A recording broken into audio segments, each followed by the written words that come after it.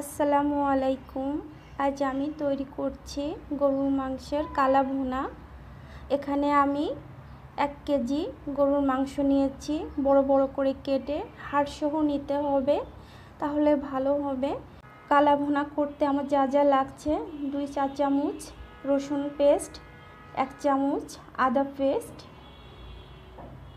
1 cup tomato sauce, 1 cup পেঁয়াজ বেরেস্তা, সামান্য সয়া সস দিব আমি এখানে,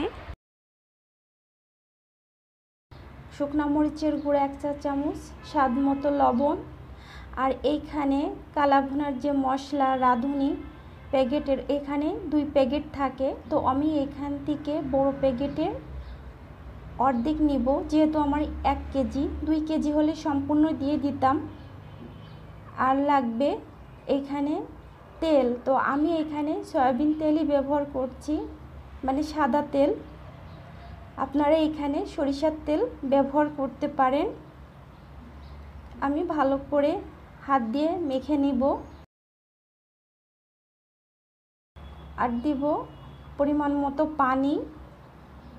আপনারা এখানে খাসির মাংস নিতে পারেন। এখন আমি চুলায় জাল ধরিয়ে দিব, দিয়ে ঢাকনাটা দিয়ে ঢেকে দিচ্ছি 5 থেকে 7 মিনিটের জন্য। তারপরে আমি আবার ফিরে এসে একটু নেড়ে দিব। গরুর মাংসের কালা ভুনা এত সহজ, যে কেউ রান্না করতে পারবে।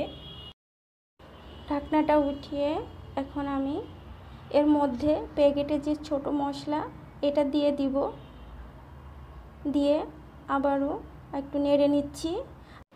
আমার মাংসটা রান্না করতে লেগেছে 40 থেকে 45 মিনিট। যখন ঝোলটা এরকম গাঢ় হয়ে আসবে, তখন জালটা কমিয়ে দিতে হবে। দেখেন কতটা কালার চেঞ্জ হয়ে এসেছে।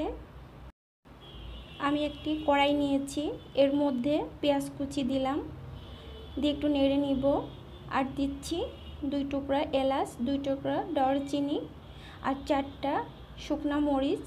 আমি ভালো করে ভেজে নিয়ে এখন এই রান্না করা মাংসের মধ্যে এখন দিয়ে দিব, নেড়ে নিচ্ছি। একটু নেড়ে নিয়ে এর মধ্যে টমেটো সস দিতে হবে, আর দিব পেঁয়াজ কিউব করে কেটে রেখেছিলাম, সেটা এখন নেড়ে নিচ্ছি। দেখুন কতটা সুন্দর হয়েছে, আর কালারটাও চেঞ্জ হয়ে এসেছে। আর এই রান্নাটা অনেক সহজ। কতটা সফট হয়েছে আমি একটু কেটে দেখাচ্ছি চামচ দিয়ে। এই যে, আশা করছি আমার এই গরুর মাংসের কালা ভুনা আপনাদের ভালো লেগেছে। আল্লাহ হাফেজ।